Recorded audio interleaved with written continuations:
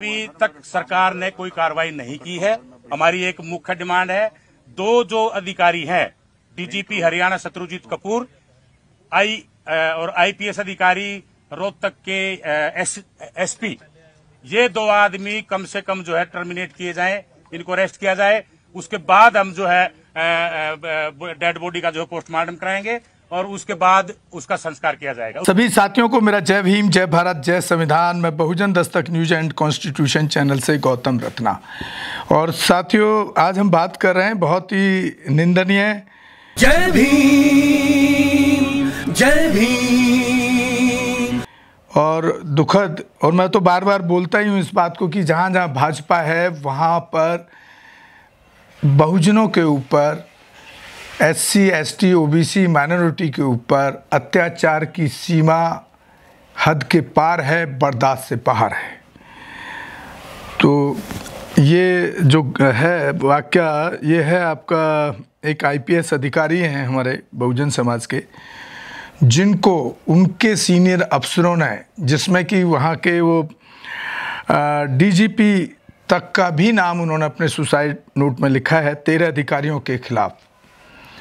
13 जो अधिकारी, जो उनके सीनियर अधिकारी थे या उनके बराबर लेवल के थे, उन लोगों ने इतना उनको प्रताड़ित किया जाति के नाम पर कि सुसाइड होने के लिए वो मजबूर हो गए। और ये घटना आपके हरियाणा गवर्नमेंट के अंदर आती है। और देखिए, उनकी वाइफ जो हैं वो भी एक IAS अधिकारी हैं। तो बहुत ही दुखद है, बहुत ही निंदनीय है। और पीछे आपने BR गवई साहब के ऊपर जूते वाला मामला देखा, उधर रायबरेली में हरिओम वाल्मीकि की हत्या। तो आखिर इसके पीछे की वजह क्या है ये, और आप देख रहे होंगे इतना, मतलब मैं तो जब हम इस पे चर्चा करते हैं तो इतना दुखी भी होता हूँ। हालांकि हम कोशिश भी करते हैं कि उसको सोशल मीडिया पर फैलाएं और साथ में कोशिश करें कि हम क्या हेल्प कर सकते हैं उस केस में उनको, ये भी हमारी कोशिश रहती है। तो हमारे अभी स्टूडियो में हैं इस पर बात करने के लिए डॉक्टर JK गौतम साहब, जो बहुजनों से और सामाजिक मुद्दों से जुड़े मुद्दों पर बात करते हैं, हमेशा यहाँ पर बैठ करके चर्चा करते हैं कि क्या है, क्यों हो रहा है ऐसा। तो डॉक्टर साहब, क्या कहना चाहेंगे, इतने बड़े अधिकारी और चीफ जस्टिस तक हमारे देश में, हमारे समाज के सेफ नहीं है? देखिए, बहुत ही गंभीर है। आज़ादी के बाद भी जो चीज़ें आज़ादी से पहले होती थी, देश संविधान जब लागू नहीं था, उसके बाद में भी ये चीज़ें होना, लगातार होना, जब से देश आज़ाद हुआ है, घटनाएं कभी नहीं रुकी। ये मामला ओपन हो गया नहीं तो मालूम हो गया, लेकिन आज भी 70 साल से ज़्यादा कुछ नहीं बदला है। ऑफिसों में, कॉलेजों में, जी, जितने भी इंस्टीट्यूट हैं उनके अंदर हर दिन जातिवाद होता है, भेदभाव होता है और उनको जाति के नाम पे प्रताड़ित किया जाता है। जी। और ये तो एक बड़ा मामला है, ठीक है। ये मामला हाईलाइट ये हुआ क्योंकि ये एक अधिकारी से जुड़ा हुआ है, एक IPS अधिकारी, जो किसी भी देश की सबसे बड़ी सर्विस होती है, UPSC, और उसमें भी एक काबिल अधिकारी हो, ठीक है। अगर उसके साथ में जाति के नाम पे ये हुआ तो ये तो देश के नाम पे धब्बा है। और ये उनके नाम, उनके गाल पे दो जोरदार तमाचा है, जो बार बार चिल्ला के कहते हैं कि इस देश में जातिवाद नहीं है और सब कुछ ठीक हो गया है, आरक्षण भी खत्म होना चाहिए, ये भी तो कहते हैं। जाति के नाम पे जो आरक्षण है उसको ख़त्म कर देना चाहिए। जैसे अभी जो सुप्रिया शुले, जो एक सांसद है NCP पार्टी की, जी, उन्होंने कहा कि अभी देश में सब कुछ ठीक हो गया है और अब रिजर्वेशन जाति के नाम पे बंद कर देना चाहिए। और उसके बाद में ही गवई साहब पे हमला हुआ और ये सुसाइड हुआ और आए दिन कितनी सारी हत्याएं हुई हैं। और ऐसे कितने सारे लोग उसकी बात का जो समर्थन किया, पूरा विपक्ष, जो पूरा विपक्ष, सुप्रिया शुले को किसी ने कंडम नहीं किया कि तुम इतनी बड़ी पार्टी की लीडर होने के बावजूद, नहीं, ये क्या कह रहे हैं। सुप्रिया शुले पे तो हम बात कर चुके हैं ना डॉक्टर साहब, इस पे बात कीजिए ना। सुप्रिया शुले पे हम पहले भाई का एपिसोड बना चुके हैं। जब बात है क्या ना, जब अधिकारी पार्टियां सपोर्ट में आ जाए, जब संविधान को मानने वाले पार्लियामेंट में बैठे हुए लोग नहीं, जब वो सपोर्ट में आ जाए ऐसे लोगों की, तो जो ये जो आतंकी लोग हैं जो वर्दी में बैठे हुए हैं, इनके हौसले बढ़ जाते हैं।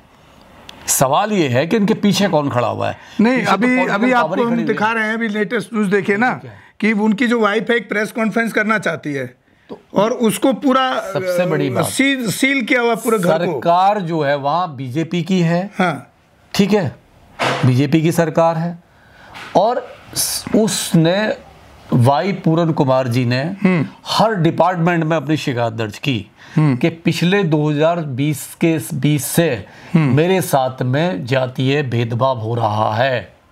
यहाँ तक कि उनके फादर की मृत्यु पर भी उस टाइम पे जो डीजीपी थे वहाँ के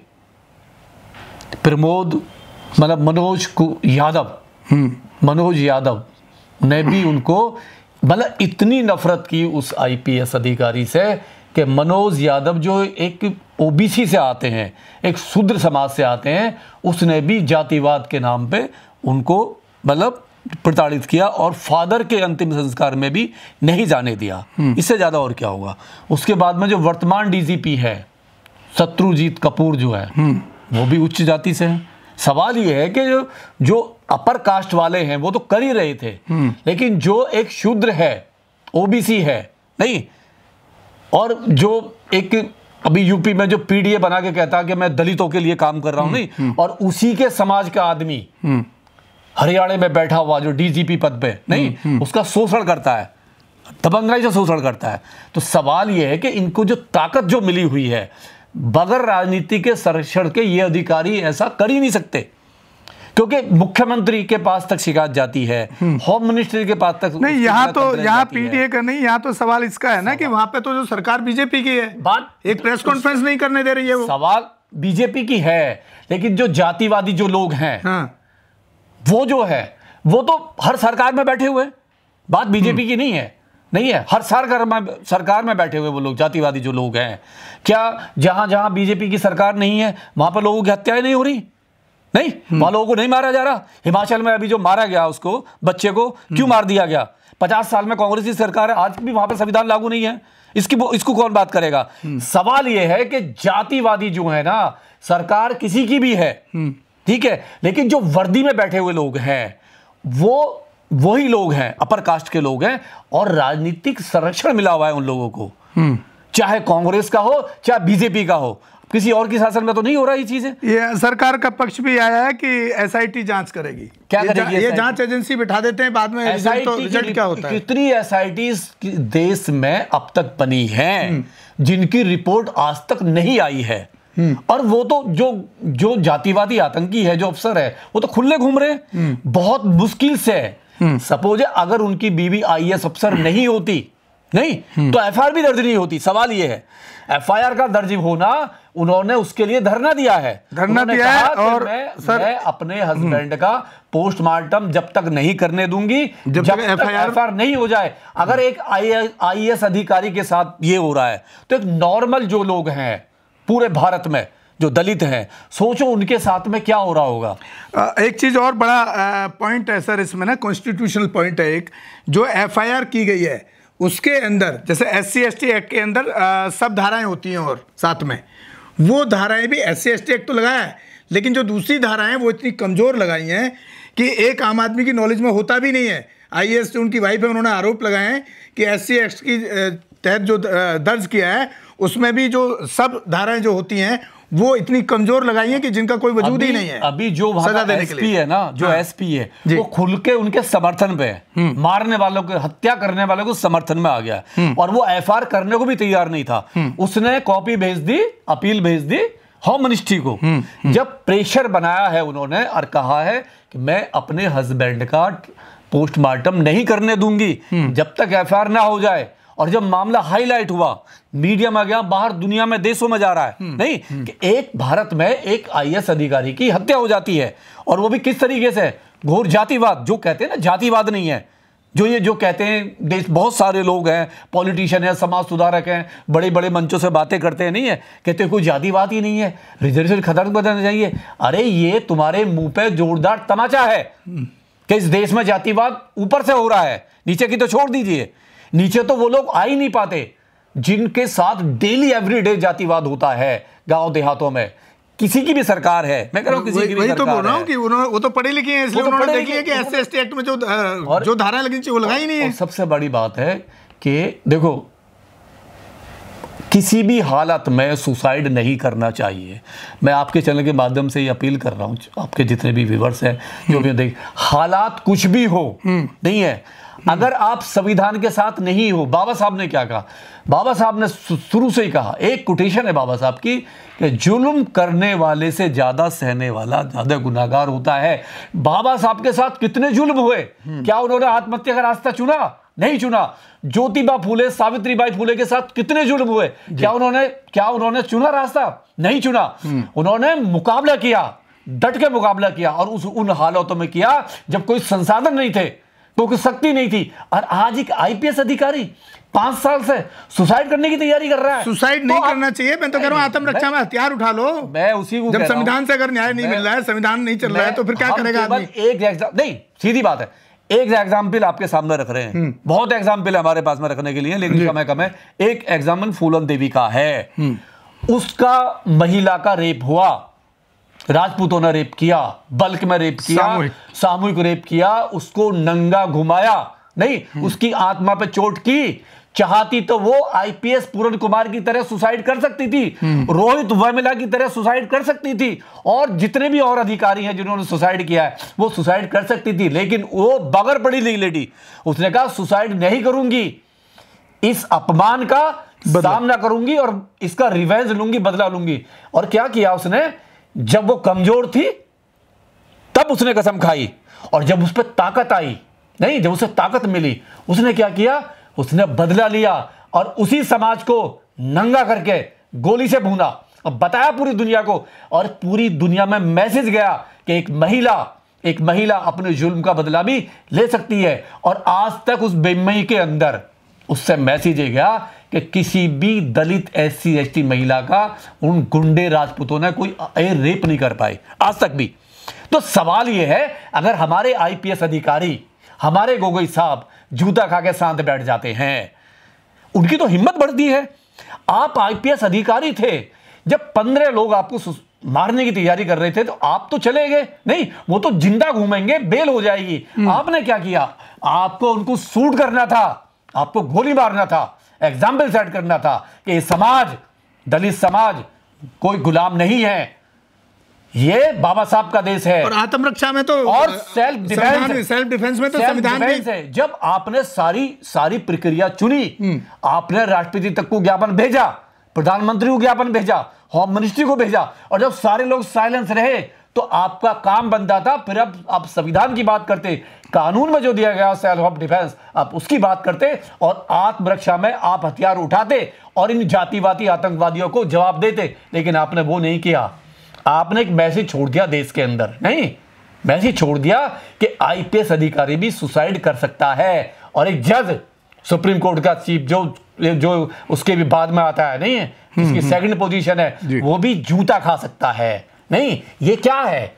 ये समाज को गड्ढे में ले जाने का वो है, समाज को पिटवाने का काम है ये, नहीं।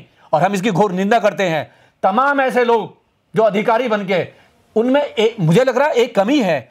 ये अधिकारी तो बने, पढ़ाई तो की इन्होंने, लेकिन कभी भी इन्होंने महापुरुषों को नहीं पढ़ा, और ना ही ये समाज में बैठे, कभी समाज में नहीं बैठे ये लोग। अगर ये अधिकारी समाज में बैठे होते और समाज से अपील करते तो मैं कह रहा हूं ये चीज नहीं होती।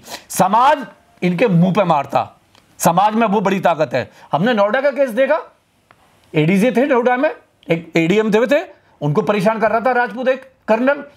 ये जब वो भी समाज में नहीं बैठते थे, लेकिन जब उनको प्रताड़ित किया तो उन्होंने समाज को आवाज लगाई और समाज में गया और उस पर एफआईआर हुई कर्नल पे, नहीं उसको सजा दिलवाई। सवाल ये है कि जब तक ये अधिकारी जितने भी हैं, ये और आईपीएस, मैंने देखा आईपीएस में तो जाति नहीं होती है, आईपीएस अधिकारी कोई जाति नहीं होती है। अभी टीना डाबी ने किससे शादी की थी? मुस्लिम से जाके, नहीं। आईपीएस बनने के बाद में तो जाति खत्म हो जाती है। लेकिन जिस तरीके से ये जातिवादी गुंडे वर्दी में जो बैठे हुए हैं, इन्होंने जातिवाद का नंगा खेल खेला सरकार के साथ मिलके, तो हम इस सरकार को भी घोर निंदा करते हैं और बता देना चाहते हैं कि आपकी सरकार ज्यादा दिन नहीं रहेगी। नहीं तो डॉक्टर साहब इसको यहीं ख़त्म करते हैं और सारे पॉइंट हमने रखे हैं सामने। साथियों कितना डरपोक है, कितना डरपोक है, देखो डर कितना है। अरे भाई एक वो आईपीएस की जो बीवी है वो आज एक प्रेस कॉन्फ्रेंस करने वाली थी, नहीं आपने वहां पे उसको वो बना दिया, तालिबान छावनी बना दिया, उसको छावनी बना दिया आपने। छावनी अपने चैनल के माध्यम से सर हम अपील करना चाहते हैं, जो भी हमारे दर्शक हैं या जो लोग सुन रहे हैं देख रहे हैं, कि वो उनको मेरे हिसाब से अगर जो पंजाब साइड या चंडीगढ़ साइड के हैं, हरियाणा साइड के हैं, उन लोगों को, उन महिला को जो आईएएस हैं जिनको इस तरह से सरकार ने एक तरह से बंधक के रूप में, मैं तो सोशल मीडिया पे देखा हूँ, ये बना करके रखा है और वो अपनी बात नहीं कह पा रही हैं, पोस्टमार्टम नहीं हुआ है, तो हमारे समाज के लोगों को भले ही वो उनका पार्ट है, क्या मजबूरी रही होगी ये अलग चीज़ें हैं, लेकिन समाज को तो ऐसे मुद्दे पर खड़ा होना चाहिए, चाहे वो गरीब हो चाहे अमीर हो, क्योंकि दंश तो जाति का ही है ना, आतंकवाद तो जातिवाद का ही है। तो उसमें हमें ये नहीं देखना है कि भाई वो गवई साहब के साथ हुआ या आईपीएस हो, वो तो खुद ही बदला ले सकता था।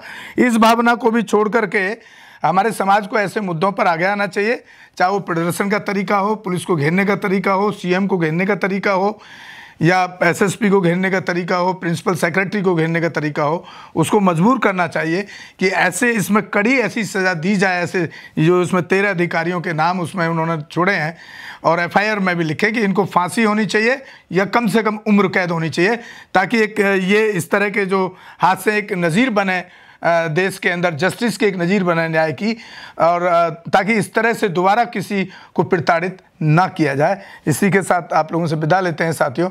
जय भीम, जय भारत, जय संविधान। मैं हमारे दोनों ही channel Bahujan Dastak news and constitution को ज़्यादा से ज़्यादा शेयर करें, सब्सक्राइब करें और हमारे Facebook page, Twitter and Instagram को भी फॉलो करें।